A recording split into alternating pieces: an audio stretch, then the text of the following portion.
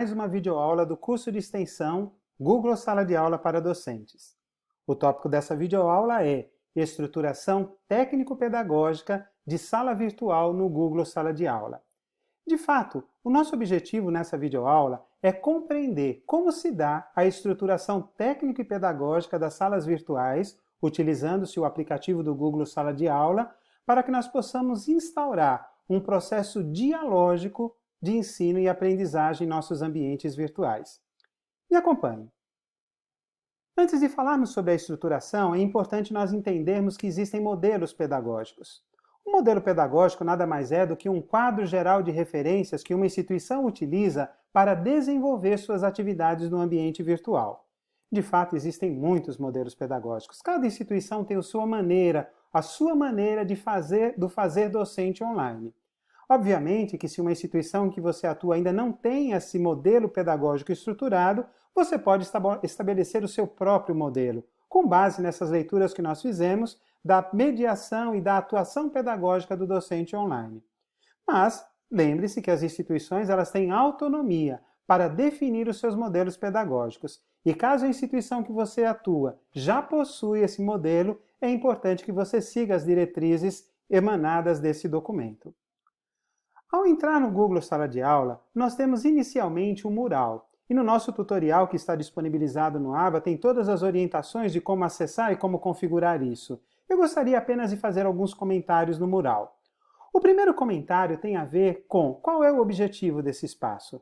Esse é um espaço de comunicação dialógica. É um espaço onde nós podemos estabelecer a comunicação com os nossos estudantes, com os participantes do curso, podemos postar alguns lembretes, postar alguns comunicados e vice-versa. Eles também podem postar e dar algumas devolutivas. Então aí é o espaço da comunicação bidirecional que nós temos, é uma das possibilidades. E é uma possibilidade que nós temos que usar e abusar ao implementar esse aplicativo na nossa prática docente.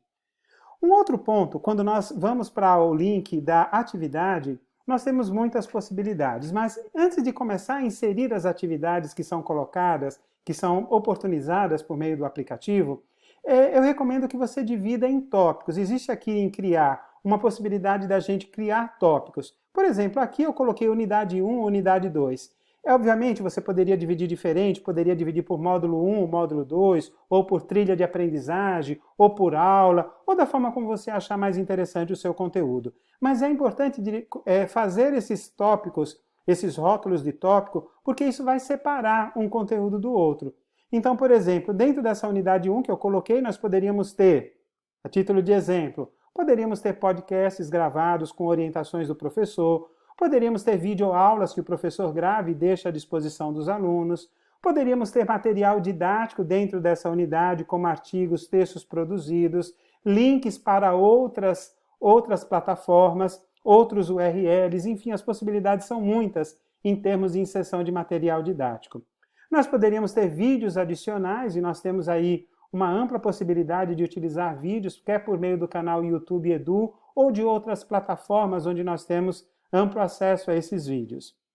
Muito importante também, além de estabelecer esse material conteudista, que nós dizemos assim, podemos dizer assim, nós temos que também estabelecer a possibilidade dos alunos estabelecerem ou introduzirem, iniciarem discussão entre si.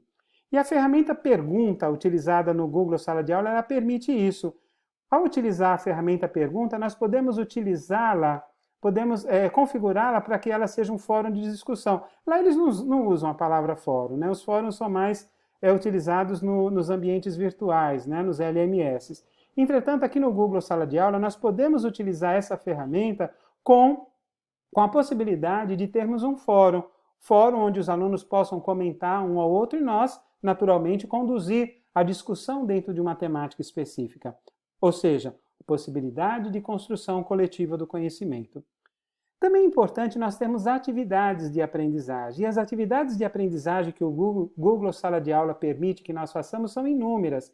Você pode ter atividades relacionadas, por exemplo, um questionário vinculado ao Google Questionário, e ele já existem os plugins dele, onde nós podemos estruturar o próprio Google Formulário com questões abertas ou com questões fechadas de autocorreção. Podemos também estruturar, por exemplo, um roteiro de que os alunos possam elaborar uma síntese sobre um determinado texto, uma determinada atividade, resenhas, que eles possam, por exemplo, também utilizar mapas conceituais, enfim. Nós podemos utilizar uma ampla possibilidade de atividades de aprendizagem. Eu gostaria de salientar uma atividade de aprendizagem que eu utilizei numa turma há pouco tempo, que foi uma atividade de construção coletiva. Nesse sentido, eu estruturei o Google Docs, os alunos tiveram acesso a uma planilha do Google Docs e eles tiveram, a turma inteira teve que produzir um texto coletivo com base naquela discussão temática que estava naquela unidade. Foi muito interessante ver os alunos fazerem essa construção coletiva, obviamente estabelecendo alguns critérios de respeito ao texto do outro e estabelecendo critérios de evitar o plágio, de tal forma que nós tivemos um texto final muito bem produzido, resumindo conceitualmente aquilo que nós havíamos discutido na unidade e, mais importante, com a participação de todos, pois utilizar essas ferramentas compartilhadas do Google Doc permite que nós mapeamos qual foi a contribuição efetiva de cada estudante naquele processo de construção do conhecimento. Em outras palavras, estamos estimulando a utilizar essas ferramentas coletivas a co-aprendizagem, algo extremamente importante no mundo do trabalho em que nós estamos inseridos. Aqui uma outra possibilidade, né? Nessa possibilidade aqui, o professor ele optou por colocar, ele usou um tópico de material didático, ele colocou todo o material didático, observe, todo o material didático disponível. Nesse caso aqui em tela, foi um componente que ele era um componente presencial e o professor utilizou o Google Sala de Aula como sendo um repositório, onde ao invés de ele ficar mandando material para os alunos via e-mail ou qualquer outra forma, ele utilizou o Google Sala de Aula. Os alunos tiveram acesso e apreciaram muito ter uma ampla riqueza de material à sua disposição. Mas o professor dividiu em duas, primeiro em tópicos e na outra tela nós temos aqui, ele dividiu em tarefas. Observe que uma das tarefas era uma webconferência, que acabou sendo cancelada, não existiu por razões outras, mas observe que ele tinha tarefas em que os alunos eles iam postando. As tarefas nada são, ele utilizou a palavra tarefa, mas ele utilizou a ferramenta atividades, né, de introduzir uma atividade avaliativa. E nesse caso, salvo engano, eram textos, era um componente de metodologia da pesquisa, onde os estudantes iam postando paulatinamente a sua produção, recebendo um feedback e a própria nota relativa àquela construção que tinha realizado. Enfim, as possibilidades são muitas utilizando as ferramentas do Google Sala de Aula. Eu recomendo que vocês também utilizem, sempre dentro do possível, uma ferramenta de interação síncrona. E a aula ao vivo, uma webconferência, né, ou uma conferência web, como queira, ela atinge esse objetivo, porque ela promove a interação entre os participantes. Mas atenção! Leve em consideração as dificuldades de acesso. Nem todos têm acesso a uma banda larga, onde você possa transitar, e às vezes durante a webconferência, alguns perdem o acesso. Isso é como nós temos que ser pacientes. Mas não é por causa dessas nossas dificuldades de acesso que nós vamos deixar de implementar essa ferramenta, pois afinal de contas ela de fato promove a interação. Algumas sugestões que temos em tela, por exemplo, temos plataformas livres, né, como o Big Blue Button, em que você pode se cadastrar nessa plataforma e ter acesso a uma sala de aula. Você pode ministrar uma aula, por exemplo, de 60 minutos, com até 100 pessoas conectadas ao mesmo tempo. Ou, se você quiser, você também tem plataformas proprietárias que são pagas, por exemplo, o Zoom. O Zoom ele permite que até 40 minutos ele é livre. Acima de 40 minutos você precisa ter uma assinatura. Ou o Google Meet, o Meet ele é disponibilizado para as instituições que têm acesso ao aplicativo, né, o G Suite for Education do Google, e aí é possível fazer. Aqueles que não têm podem tentar via Hangout, que daria um efeito muito semelhante. E, obviamente, também nós podemos usar e abusar das lives, né, as lives nas redes sociais, quer no YouTube, no Instagram, no Facebook, em qualquer outra. Enfim, promover a interação, ela é fundamental para que nós possamos estabelecer uma comunicação dialógica com os nossos estudantes e promover a interação propriamente dito.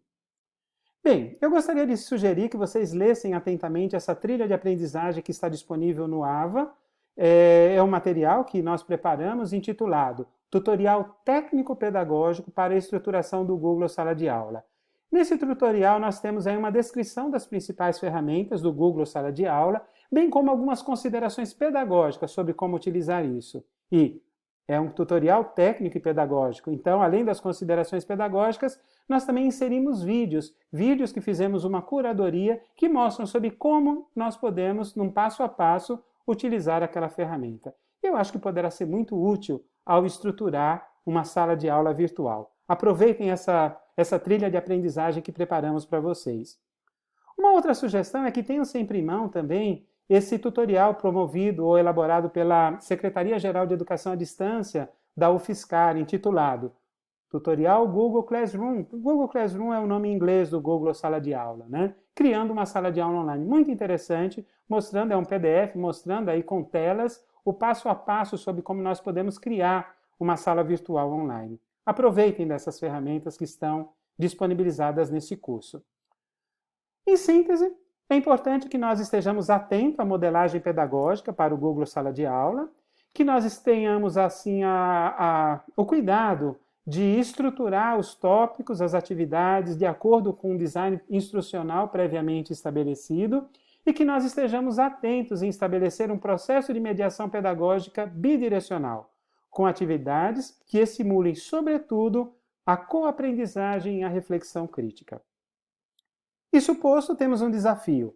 O desafio é que vocês possam criar uma sala de aula virtual no Google Sala de Aula. Essa sala de aula virtual é uma temática livre, dentro de um componente curricular que você já ministrou, ministra, ou um curso que você pretende ministrar. E esse design instrucional deverá ter, no mínimo, um tópico, onde você vai definir se aquilo vai ser uma unidade, aula, semana, enfim, que tenha pelo menos um texto como material, um link de um vídeo, um fórum de debates para as pessoas que forem participar desse curso e uma atividade com pontuação, onde vai ser a sua escolha, utilizando aí a ferramenta atividade. A ideia é que você estruture isso, poste o código de acesso no AVA e que os demais colegas da turma, todos nós vamos poder acessar as salas de aula um dos outros e comentar as propostas dos colegas. Assim nós vamos desenvolver uma aprendizagem coletiva e vamos ter importantes devolutivas dos demais colegas em relação à nossa proposta de sala de aula virtual no Google Sala de Aula. Assim nós finalizamos por aqui.